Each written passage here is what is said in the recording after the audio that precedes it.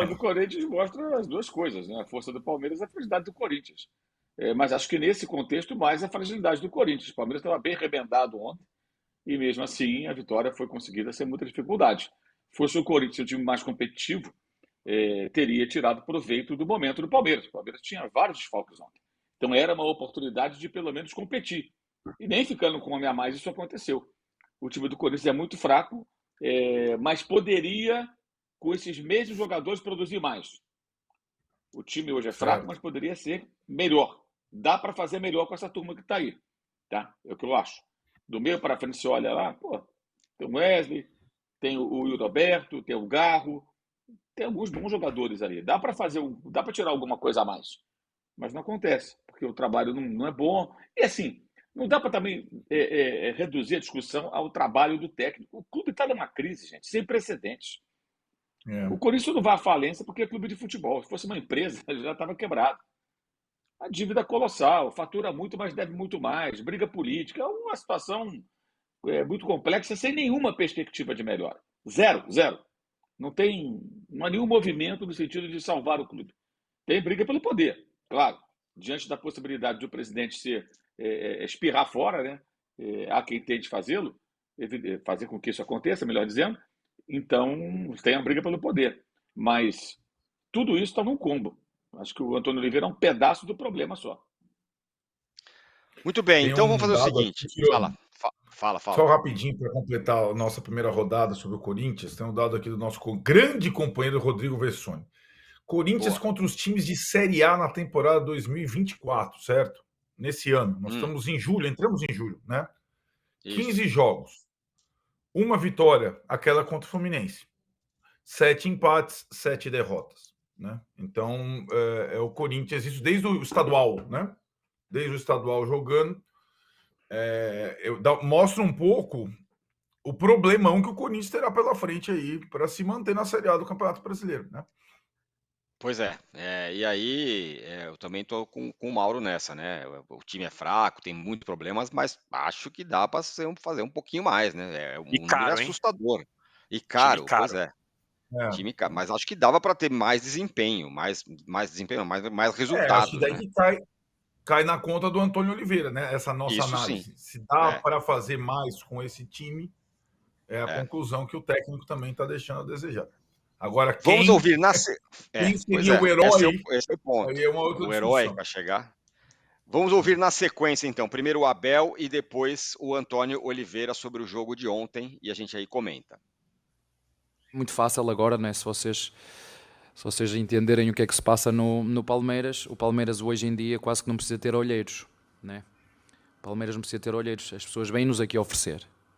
Porquê? Porque se calhar das equipas que está na frente, não há nenhuma que faça o que o Palmeiras faz. Não há nenhuma das 5 ou 6 ou 7 que estão na frente que faça o que o Palmeiras faz. Não é? Vocês gostam de ver o Palmeiras, o Flamengo e o Botafogo, que paga 20 milhões por jogadores. E o Cruzeiro. Portanto, não é só o Flamengo e o Botafogo, e o Palmeiras. É o Palmeiras, é o Cruzeiro, é o Botafogo, é o Atlético Mineiro. Não é? E às vezes há espiada quando vejo alguns de vocês a falar, só há 2 equipas. Não há 2 equipas. Há 4 ou 5 equipas que lutam pelo mesmo objetivo. Muito fácil agora, não é? Se você... Que isso, hein? É comigo, hein? Tô achando que o Abel falou comigo. Aí, Mauro, leu a coluna do Mauro, Abel. O Abel leu a coluna do Mauro, concordou com ele e foi contra mim. Já tirou, não tirou, né? Mas ele estava falando de grana, na verdade, né, Danilo? Sobre investimento de outros clubes, 20 milhões do Botafogo e utilização da base. Utilização da base, sem dúvida. O Palmeiras é muito bom. Ele gosta de falar sempre sobre isso, né? De como o Palmeiras não tem dinheiro, entre aspas, aí para contratar jogadores prontos, né? Contratou, ele fala que o Aníbal é um jogador pronto. Contratou agora o Felipe Anderson, que acho que dá pra gente falar que é um jogador pronto, né? O próprio Maurício já é um jogador que também bem rodado.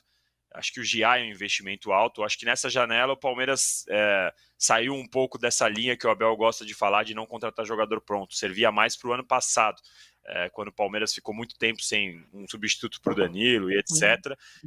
Fato que o Palmeiras usa bastante a base. porque joga no seu limite orçamentário, e eu acho que ele se incomoda um pouco também de a gente ver, por exemplo, o Botafogo, o time com a segunda maior dívida do país, ter virado SAF e aparentemente ter esquecido completamente as dívidas e etc. Contratou o Luiz Henrique, contratou agora o Almada, contratou o Alan, jogadores que serão caros, né? E um time que está com a segunda maior dívida do país. Então a gente tem que ver como vai ser essa solução, como é essa reformulação da dívida, a mesma questão do Cruzeiro, que até há pouco a gente discutia como o Cruzeiro sobreviveria, mudou do Ronaldo para o Pedrinho e aparentemente a dinâmica mudou absurdamente sobre a contratação. Quando era com o Ronaldo era não temos dinheiro para nada, precisamos segurar, precisamos fazer o Cruzeiro voltar a respirar. Agora chegou o Pedrinho do supermercado, está contratando 5, 6 jogadores, também com muito investimento. Então eu acho que ele fica sempre nessa questão, ele sempre bate nessa tecla sobre a dificuldade que é você estar no Brasil em um lugar que às vezes os clubes endividados continuam gastando, e o Palmeiras, sempre que ele vai ali conversar, tem muito limite financeiro. Mas acho que nessa temporada o Palmeiras abriu um pouco mais o bolso do que estava acostumado nos últimos anos para ele. E aí, Mauro, ele sempre fala essa história. A história da base tem razão, né? Tem muito jogador da base. Ontem um até fez gol. Agora, a grana gasta, né, também. Esses todos aí estão gastando. O Botafogo, o Flamengo, o Palmeiras, o Cruzeiro, enfim. O Palmeiras tem aproveitado mais nesse último ano e pouco, mais jogadores da base. Ontem, metade dos jogadores de linha eram formados no clube, né? Mas Dudu, Richard Rios, Rafael Veiga, Rony, Flaco Lopes, Aníbal Moreno, Lázaro, Piquerez, Luan, que saiu agora, Caio Paulista, Rômulo, Zé Rafael, Gustavo Gomes, o goleiro Everton, Marcos Rocha, Murilo, Mike, quem mais? O goleiro reserva, o Lomba. Essa turma toda foi contratada. O Davis atuou de um gol que valeu a Libertadores, foi contratado. O Breno Lopes, que fez um gol de título da Libertadores, foi contratado. Né? Já não estão mais no Palmeiras. O Palmeiras contrata jogadores mais baratos, jogadores mais caros. O Flaco Lopes é um reserva de luxo, a maior parte do tempo, 10 milhões de dólares. O Aníbal Moreno custou cerca de 7. O Giai agora é um jogador que eu entendo que o Palmeiras o contrata pensando no ano que vem, porque o Palmeiras tem 2 laterais direitos e é um jogador de 20 anos, então provavelmente vai prepará-lo para ser o sucessor do Marcos Rocha ali, tendo ele e o Mike para o ano que vem, caso o Rocha não renove o contrato, que acho que uma boa probabilidade, renovar por um ano no começo dessa temporada, né? A não ser que mude alguma coisa. Pode até o Jair chegar e ganhar a posição, jogar para caramba, mas claramente o Palmeiras investe pesado no jogador jovem, pensando mais daqui para frente do que do agora, né? mais adiante. Então o Palmeiras também investe bastante. Esse papo estilo Renato Gaúcho não cola. Né? Se eu tivesse mais dinheiro. O Palmeiras oferece à sua comissão técnica uma excepcional condição de trabalho, salário em dia, bons jogadores, vai ao mercado, faz contratações, e me parece que faz as contratações de acordo com aquilo que o seu técnico prefere, né? O perfil que ele prefere, que é muito razoável. Ele conquistou, acho que, esse direito, né, de ter uma palavra final pelo trabalho que realiza. Mas não entendo, depois de uma vitória em clássico, embora seja uma rotina para o Palmeiras vencer o Corinthians já nos últimos anos, é uma vitória em clássico, empurrando o rival ali para as profundezas da zona de rebaixamento, à frente só do Fluminense, né? O Palmeiras está atrás só do Flamengo, o Corinthians está só à frente do Fluminense. Diante disso, eu acho que, sinceramente, não entendo a pauta, entendeu? A pauta da entrevista, quero dizer, não do programa. Por que esse assunto? Não faz muito sentido, né? Tanta coisa boa para falar, né?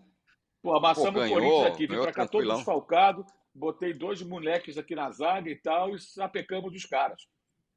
Não consegue vencer do Palmeiras. Uma vitória só na pandemia, desde que eu cheguei aqui. Poderia falar isso tudo e estaria coberto de razão. Entendeu? Se for o momento de dourar a própria pílula, argumentos não faltam. Gente, o Corinthians, no recorte da história, é um freguesaço do Palmeiras. E isso, para o torcedor do Palmeiras, é muito delicioso, claro. É muito saboroso.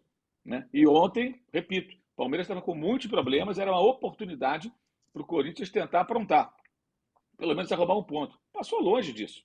Então, sinceramente, não entendo por que dessa abordagem nesse contexto.